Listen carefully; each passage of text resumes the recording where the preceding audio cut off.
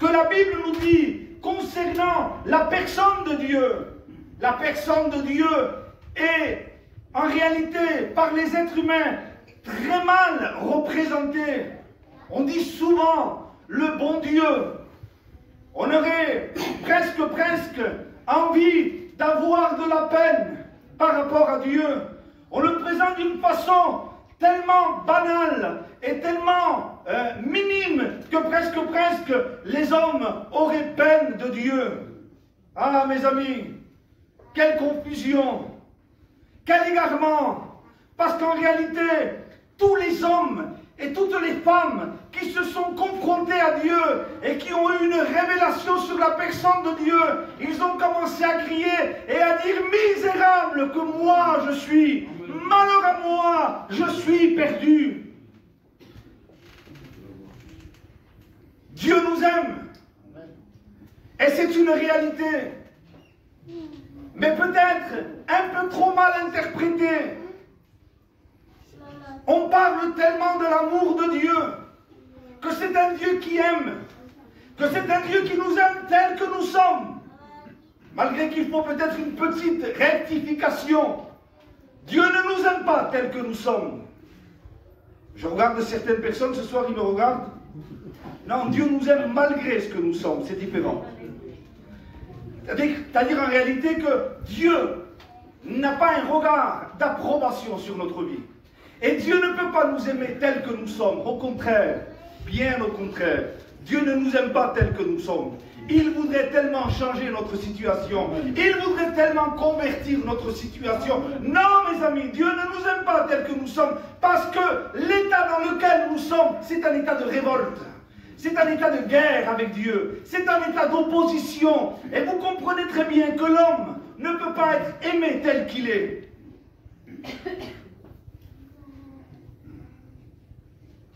Oui, peut-être nous sommes en train de vivre un siècle, un temps tellement particulier où nous voyons de moins en moins des véritables conversions, des véritables hommes et femmes qui naissent de nouveau et qui font une rencontre avec Dieu.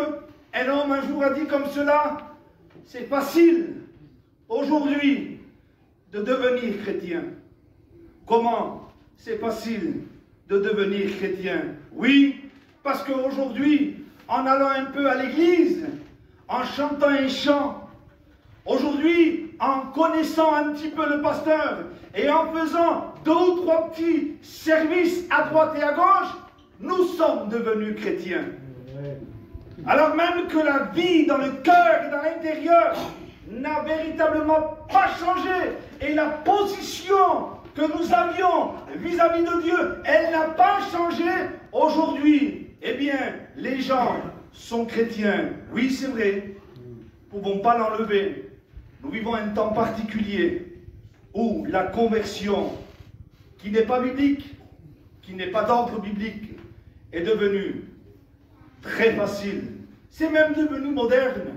Vous savez, j'ai le privilège, je pourrais dire, de visiter même en dehors de la France. J'ai visité d'autres pays. J'ai évangélisé dans d'autres pays. Et je me suis rendu compte qu'aujourd'hui, être chrétien ou chrétienne est devenu même moderne. Aujourd'hui, si tu n'es pas chrétien et si tu n'es pas chrétienne, presque tu n'es pas dans le coup. Oui, c'est vrai. C'est facile. Et c'est devenu facile de devenir chrétien. Je veux prier avec vous ce soir. Je voudrais tellement que vous partiez de ce lieu, non pas dans un sentiment à l'aise. Un sentiment à l'aise, je ne voudrais pas que tu partes avec ce sentiment-là si tu n'as pas arrangé ta vie avec Dieu. Car aujourd'hui, disons la vérité, certaines personnes se réjouissent parce qu'ils ont écouté une belle prédication et ils se disent qu'elle était bien cette prédication. Et ce prédicateur, quand il prêche, eh bien il est impressionnant, il arrive à toucher ton cœur et ils sortent de là et ils disent « Ah, quelle bonne réunion !» Et ils disent « C'était bien, la prochaine fois, si c'est cet homme qui prêche, eh bien, je reviendrai. Mais dans tous les cas, je suis sorti bien. Cependant, ce sont des personnes qui sont candidats pour l'enfer. Ce sont des personnes qui partiront toute l'éternité loin de la face de Dieu. Et ils arrivent à sortir joyeux d'une réunion parce qu'ils ont passé un bon moment. Or, la Bible dit qu'il y a de la joie dans le ciel lorsque une âme, lorsqu'un pécheur se repent, parce que le ciel pleure sur les âmes qui partent en enfer. Et quand les hommes se sont régalés d'écouter une prédication et qu'ils ne se sont pas tournés vers Dieu, eh bien, cela ne réjouit pas le ciel, mais bien au contraire, nous vivons ces temps-là. Malheureux, mais c'est une réalité. Je me souviens, je vais prier le Seigneur, j'avais 12 ans, et à cette époque-là, ça remonte presque à 30 ans. J'avais écouté l'évangile, moi, à 12 ans. Quand j'ai écouté l'évangile à 12 ans, ça m'a poursuivi toute mon enfance. Parce que l'évangile que j'avais entendu m'avait mis dans un sentiment de malaise. Un sentiment de malaise qui ne m'a plus quitté. L'évangile ne met pas à l'aise un perdu. Il ne peut pas mettre à l'aise un perdu. L'évangile met mal à l'aise les perdus. Et moi, à 12 ans, il y a eu le sentiment de ma position devant Dieu. Parce qu'à 12 ans, vous allez me dire, mais qu'as-tu fait à 12 ans? C'est pas ce que j'ai fait à 12 ans. C'est la position que j'avais devant Dieu qui était mauvaise. Position de révolte, position de désaccord, position d'insoumission. Oui, je l'avais, et ce sentiment était là.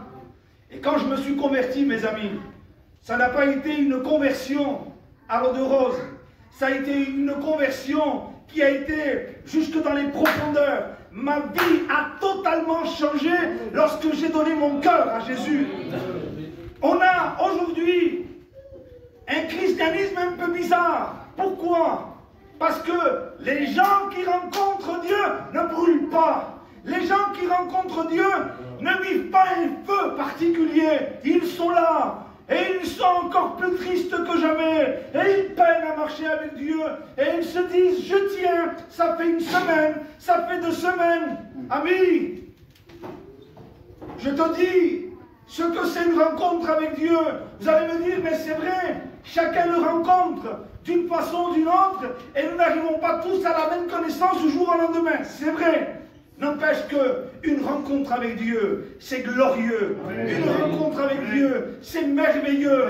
Lorsque nous avons eu réellement une rencontre avec Dieu, nous sommes marqués. Il y a comme un feu qui s'allume à l'intérieur. Il y a une joie à l'intérieur qui explose. Parce que quand une personne passe de la mort à la vie, il n'est pas passé d'un endroit à un autre. Il est passé de la mort à la vie. Et quand une personne est passée des ténèbres, lorsque nous savons ce que c'est passer des ténèbres, parce que passer des ténèbres, c'est tout un concept, c'est tout un royaume. La Bible nous dit qu'il y a une créature qui est appelée le prince des ténèbres et qui est Satan lui-même. Il est le prince des ténèbres et il a toute une armée avec lui qui sont appelés les démons. Eh bien, quand une personne se convertit, il sort de cet empire, il sort de ce royaume, il sort de ce contexte de vie dans lequel existe la dépression, les angoisses, les esprits de suicide, l'envie, la jalousie, le meurtre, les querelles, les divisions. Ils sortent de ce royaume-là et ils sont transportés dans le royaume, dit la Bible, du Fils de son amour. Ils passent des ténèbres à la lumière. Mes amis, une conversion. Mais lorsque je me suis converti et que j'ai rencontré le Seigneur, pour moi, ça a été une explosion. Je suis désolé. S'il y a des jeunes qui rament, je ne ramais pas. J'étais brûlant pour Dieu. J'aimais me tenir aux pieds du Seigneur. Ma vie se résumait aux pieds du Seigneur et de le servir. Pourquoi? Parce que lorsque nous le rencontrons, nous devenons des torches allumées. Il y a un feu dans notre cœur. Et ce feu, c'est le feu divin. C'est le feu de l'amour de Dieu. Moi, ça fait 22 ans que je marche avec Dieu. Écoutez-moi bien. Il y a des moments difficiles, mais Seigneur Jésus, s'il faudrait 50, 100 vies, s'il faudrait recommencer, mais toutes les vies que j'aurai, je lui donnerai à Dieu. Pourquoi? Parce que quand nous l'avons rencontré, écoutez, si le monde brille, c'est parce que Christ ne t'a pas éclairé. Parce que le monde est ténèbres. Si Satan arrive à te séduire, c'est parce qu'il y a quelque part en toi quelque chose qui n'a pas bien été éclairé. Parce que quand nous rencontrons la vérité, lorsque nous rencontrons la véritable lumière, Satan n'arrive plus, ou du moins, il aura toutes ses tentatives, il aura tous ses moyens. Mais quand nous avons rencontré la vérité, nous sommes délivrés de la séduction et du mensonge du diable, parce que vous connaîtrez la vérité. Et la vérité vous rendra libre. La vérité vous rend libre. Or, il y a une différence entre connaître la vérité, qui est un contact, qui est une intimité, et entre entendre la vérité. Oui, Jésus a dit, vous connaîtrez, parce que Dieu nous appelle à un contact. Beaucoup de personnes se convertissent avec l'oreille, mais pas avec le cœur. Oui, beaucoup de personnes. C'est pour ça que ça devient un christianisme méthodique et systématique. C'est un système aujourd'hui. Aujourd'hui, si on est un peu professionnel, si on sait faire dans la vie, on est un chrétien. On est un peu avec le pasteur, on chante quelques chants, on fait des belles prières, nous rentrons dans un système, et puis nous sommes des chrétiens professionnels. Le christianisme, ce n'est pas du professionnalisme, c'est une passion. Amen. Oui, lorsque nous rencontrons Jésus, nous ne sommes pas des professionnels. Peut-être même, nous faisons des choses en catastrophe. Parce que nous sommes maladroits, parce que nous sommes imparfaits. Mais nous sommes passionnés pour lui. Il y a une passion qui est dans notre cœur. Vous savez, je vous le dis en passant comme ça, lorsque dans un foyer, eh bien, les choses sont faites à la perfection, mais qu'il n'y a plus de passion, je m'explique. Si, par exemple, enlevons le foyer, si un père est très professionnel et qu'il arrive à ramener à chaque fois à ses enfants beaucoup d'argent, mais qu'en réalité, il n'est jamais près de lui, il n'est jamais prêt à l'écouter, et que dans le fond, il n'a pas un contact, il n'y a plus un contact de père à fils, et que cet enfant, dans le fond, souffre. Pourquoi? Parce qu'il a le sentiment de ne pas être aimé par son père. Ah, son père pourrait être le père le plus professionnel, avec des billets, avec tout ce que vous voulez. Il y a quelque chose qui est gâché, il y a quelque chose qui est cassé, parce qu'on n'achète pas l'amour. Non, non, mes amis, on ne la fabrique pas, l'amour. L'amour allié ou allié pas. Mes amis, avec Dieu, ce n'est pas du donnant-donnant. Ce n'est pas, je te donne tant, tu me donnes tant. Non, avec Dieu, c'est, je suis ton serviteur, je suis ton fils, je te suis soumis, je veux te suivre, je veux vivre pour toi. Vous avez prié le Seigneur avec vous. Je me suis déjà assez étendu et je vous demande pardon. Mais ce soir, je voudrais vous communiquer une vérité. On prie ensemble et je ne vous retiendrai pas plus de 10 minutes. Je vais essayer de vous tenir encore 10 minutes avant, peut-être de faire un appel. On prie ensemble, Seigneur, s'il te plaît, viens étendre tes mains, viens accorder ta grâce, viens toucher les cœurs, viens bouleverser les cœurs, viens libérer les cœurs, dans le nom glorieux de Jésus-Christ. Amen. Dans le livre de la Genèse, et dans le chapitre 3, et au verset 22, il nous est dit comme cela, que l'Éternel va trouver l'homme qui a désobéi. L'homme a désobéi et l'homme est parti se cacher. Mais Dieu va le trouver là où il s'est caché. Je ne sais pas où tu es caché, mais il est dans les intentions de Dieu de venir te trouver. Dieu va le trouver, mais lui il a peur. Et c'est normal qu'il ait peur. Écoutez-moi bien. Moi, je ne crois pas à ces conversions qui n'ont pas peur de l'approche de Dieu. Quand Dieu s'approche d'une personne, je peux vous assurer qu'à cause de sa sainteté et de sa justice, Dieu fait peur. Un jour, des hommes ont dit, Moïse, que l'Éternel ne parle plus. Nous ne supportons plus entendre la voix de l'Éternel. Elle est trop sainte. Les montagnes ont tremblé. C'est terrible quand Dieu s'approche d'un homme et d'une femme. Amen. Il y avait dans cette approche, bien sûr, une solution, mais je voudrais m'attarder sur quelque chose. 2 secondes. L'Éternel dit à l'homme, Dieu dit, voici, l'homme est devenu comme l'un de nous, pour la connaissance du bien et du mal. Empêchons-le maintenant d'avancer sa main, de prendre de l'arbre de vie, d'en manger et de vivre éternellement. Et l'Éternel Dieu le chassa du jardin d'Éden pour qu'il cultive la terre d'où il avait été pris. C'est ainsi qu'il chassa Adam et qu'il mit à l'orient du jardin d'Éden les chérubins qui agitent une épée flamboyante pour garder le chemin de l'arbre de vie. Écoutez bien, il n'y a en aucune façon ici lieu de parler de l'ennemi. Pourquoi je dis ça? Il y a une interprétation de certaines personnes qui ne sont pas converties ou mal converties, qui est mauvaise. Et il semblerait que les êtres humains ont un problème avec Satan. Et quand on prêche dans certains milieux internet, parce qu'aujourd'hui on a des réunions à la maison, on entend Dieu va te libérer de l'ennemi, de Satan. Et tu as besoin d'être libéré de ce vice. Tu as besoin d'être libéré de cet esprit. Et tu as besoin... Mais en aucun cas on ne parle de Dieu. Il semblerait que le problème principal de l'homme, ce sont les démons. C'est faux.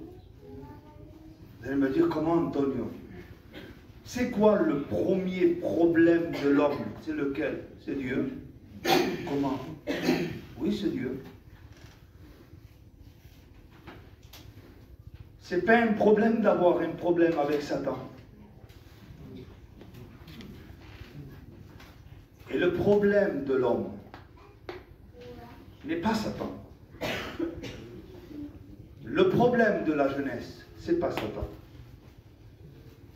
Le problème de notre jeunesse, le problème de nos anciens, le problème de tous les hommes inconvertis, c'est Dieu. Comment? Oui. Savez-vous que Dieu est saint? Savez-vous que Dieu est juste? Regardez ce qui est écrit. L'Éternel Dieu dit à l'homme, non, plutôt l'Éternel Dieu parla et il dit, empêchons-le maintenant d'avancer la main. C'est Dieu qui repousse l'homme. C'est Dieu qui l'interdit. Il est dit, c'est ainsi qu'il chassa Adam. C'est Dieu qui le chasse. C'est Dieu qui l'empêche. Et c'est Dieu même qui plante dans le jardin d'Éden 2 chérubins avec des épées flamboyantes pour que l'homme ne rentre plus dans ce lieu. Mes amis, le Seigneur est venu te délivrer de lui-même. Écoutez, pourquoi l'enfer? Qui c'est qui a créé l'enfer? Vous le savez, vous? J'aimerais qu'on m'écoute, s'il vous plaît. Qui c'est qui a créé l'enfer? C'est Satan? Qui c'est? C'est Dieu. Qui c'est qui a fait venir le déluge au temps de Noé? C'est Satan? Non. Qui c'est? C'est Dieu. Qui c'est qui a fait venir le feu au milieu de ces hommes de Sodome et Gomorrhe? Est-ce que c'est l'ennemi? Qui c'est? C'est Dieu. Dieu n'est pas méchant, mais Dieu est juste. Amen. Dieu est saint. Amen. Dieu haït le péché. Dieu haït le mal. Dieu ne supporte pas le péché. Dieu est très exigeant. Adam, le jour où tu mangeras de l'arbre défendu, tu mourras. C'est Dieu qui, dans sa justice, applique la sentence. Pourquoi la condamnation? Qui est-ce qui a mis en évidence la condamnation? Est-ce que c'est l'ennemi? Non, c'est Dieu. Qui c'est qui a été établi juge de tous les hommes? C'est Dieu, c'est Jésus-Christ. Écoutez-moi bien, on comprend très mal l'amour de Dieu. Quand on parle de l'amour de Dieu, on le présente tellement, tellement aimant qu'on met de côté toute sa justice et sa sainteté. Alors, si Dieu aimerait tellement, il n'y aurait plus de problème pour les êtres humains. Il n'y aurait plus d'enfer. Oh, Dieu nous aime trop pour que l'enfer existe et pour que des hommes aillent en enfer. Dieu nous aime trop pour qu'il applique sentence, condamnation et jugement. Mes amis, Dieu nous aime. Amen. Et ça, c'est une réalité. Mais Dieu est juste. Amen. Dieu est saint. Ton péché reviendra vers toi. Amen. Tes paroles reviendront vers toi. Voilà. Tes attitudes reviendront vers toi. Dieu te connaît. Dieu voit ta vie. Dieu voit ton cœur. Excusez-moi, mais tout ce qui n'est pas vrai, qui est caché, ce que les hommes font, ils sont quelquefois quelqu'un devant les gens, mais ils sont une autre personne lorsqu'ils sont tout seuls. Dieu le voit. Oui. Les péchés cachés que les gens ne connaissent pas, Dieu les connaît. Ta méchanceté, Dieu la connaît. Avec le respect que je dois à tous les anciens et les anciennes, l'hypocrisie des hommes, Dieu la connaît. Dieu sait tout. Ses yeux sont comme des flammes de feu. Amen. Les gens, quand ils sont devant Dieu, ils se sentent profondément accusés. Ils se sentent véritablement mal. Et je bénis Dieu parce que le Saint-Esprit n'est pas venu nous dire que tu es beau et que tu es belle. Mais le Saint-Esprit est venu nous convaincre de péché et de justice. Amen. Et de jugement. Oui, l'œuvre de Dieu, c'est de nous présenter, eh bien, notre état de révolte. Nous sommes en révolte avec Dieu. Nous sommes contre Dieu. Nous vivons contre Dieu. Nous menons notre vie comme bon nous voulons. Et pour tout cela, la Bible nous dit que Dieu nous rappellera à l'ordre. Il y a, pour la fin des temps, pour la fin du monde, la Bible nous dit un trône blanc, où tous les hommes seront jugés, où toutes les femmes seront jugées, avec des livres. Et dans ces livres-là, tous les péchés sont inscrits. Oui, Dieu n'oublie aucun péché des êtres humains. Ils sont tous comptés. Ils sont tous écrits. Et pour tous ces péchés, Dieu appliquera une sentence. Toute la Bible, écoutez-moi bien, toute la Bible nous parle du Dieu de la sentence. Il y a énormément de textes qui nous démontrent l'œuvre de Dieu et que Dieu essaye de sauver les hommes en envoyant sa parole pour un certain peuple qui est le peuple juif. Il y a énormément de références où Dieu va dire: cieux, soyez témoins, j'ai tout fait pour que ma vigne produise du fruit. Et quand j'ai attendu que cette vigne produise du fruit, elle ne l'a pas porté. Vous êtes juge de tout ce que j'ai fait. Maintenant, je vais appliquer sentence. Je vais arracher cette vigne. Elle va être labourée, elle va être broutée. Elle ne servira plus à rien. Pourquoi? Parce que après tant d'actions, il y a sentence. La Bible nous dit que pour, certaines catégories de personnes qui ont été placées sous le scept, c'est une image. et qui n'ont pas porté le fruit attendu, le vigneron viendra et il retranchera. Amen. Dieu est celui qui applique sentence, il retranche et il coupe. Jésus a dit, ne craignez pas celui ou ceux qui ont le pouvoir de vous faire mourir, mais qui ne peuvent pas envoyer votre âme en enfer. Parce que celui qui dira, liez-lui les pieds et lui les mains et jetez-les dans l'enfer pour l'éternité, c'est pas Satan, c'est Dieu. Dieu n'est pas méchant, mais Dieu est juste. Amen. Et Dieu est saint. Amen. Et Dieu est exigeant dans sa sainteté. Écoute-moi, ami, je ne veux pas te retenir plus longtemps que cela. Dieu nous a aimés. Et il a dit, je les aime. Je ne veux pas qu'ils aient affaire à moi. Parce que si les hommes ont affaire à moi, jeune, moins jeune, si tu as affaire à Dieu, c'est terrible ce qui t'attend. Un seul péché t'emmène en enfer pour l'éternité. Dans un endroit où tu brûleras toute ta vie. Le ciel est pur, le ciel est saint. Et lorsque les séraphins se trouvent là devant la présence de Dieu, ils disent, Saint, Saint, Saint l'Éternel des armées, Saint, Saint, Saint l'Éternel des armées, la terre est remplie de sa gloire. Il y a une telle sainteté que Dieu haït tout comportement impur. Dieu haït le péché. Amen, Seigneur. Dieu nous a aimés.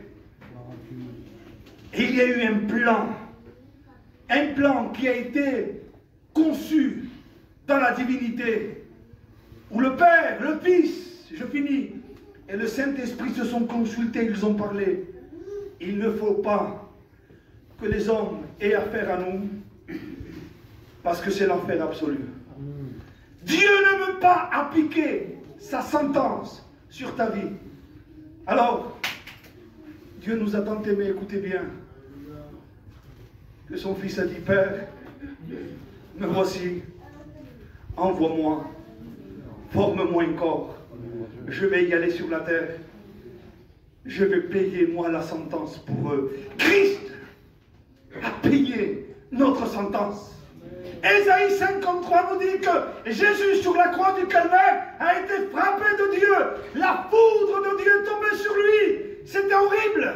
Écoutez, quand la foudre de Dieu est tombée sur le Christ, c'était terrible. En réalité, lui, il n'avait jamais rien fait. Il n'avait jamais péché.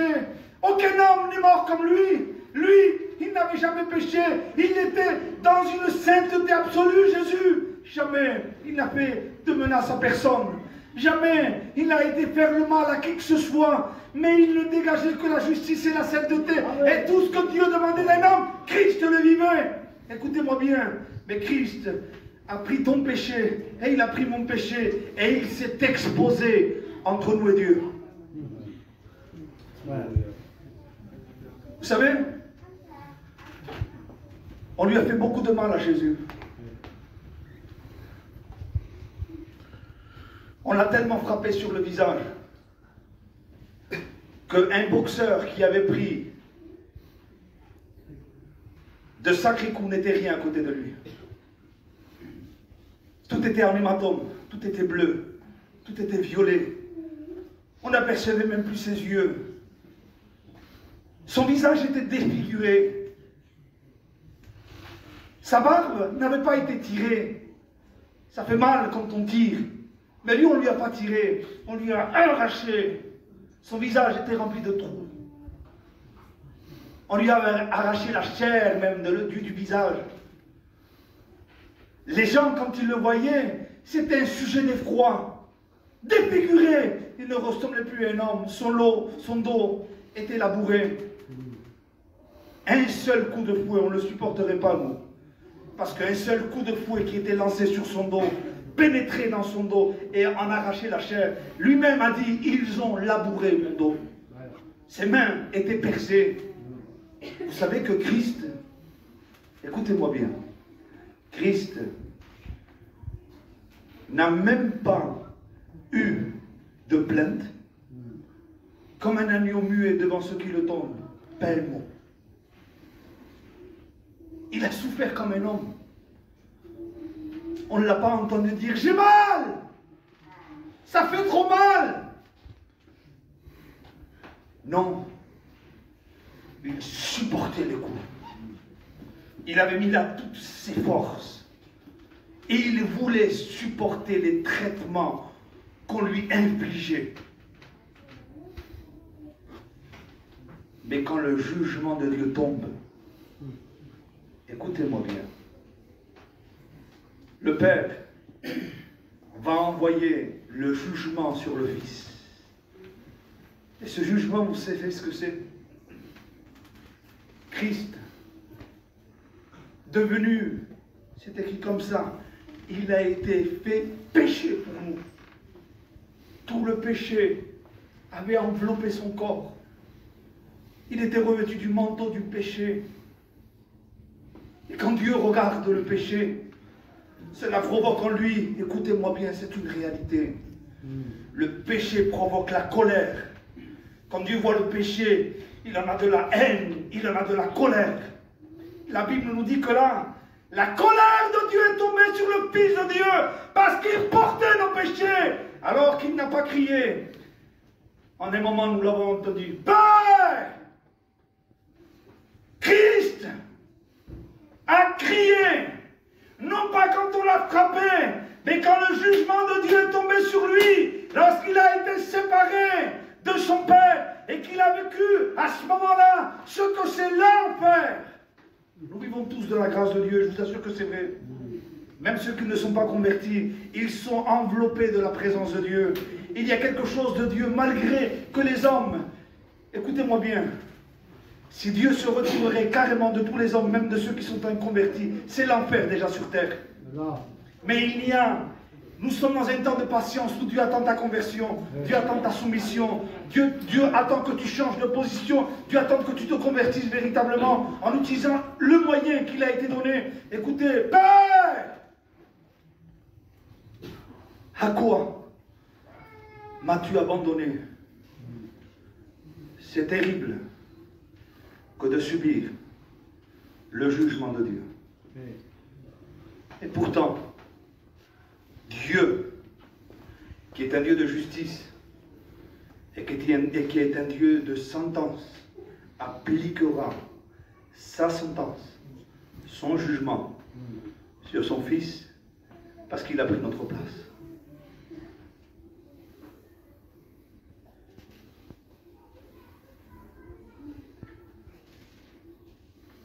Il s'est mis entre nous et Dieu. Que vas-tu faire? Vas-tu aggraver ta situation? Parce que, écoutez, je sais, j'ai prêché plus de 15 minutes de plus, excusez-moi. Mais vous écoutez, et c'est ce qui me fait continuer.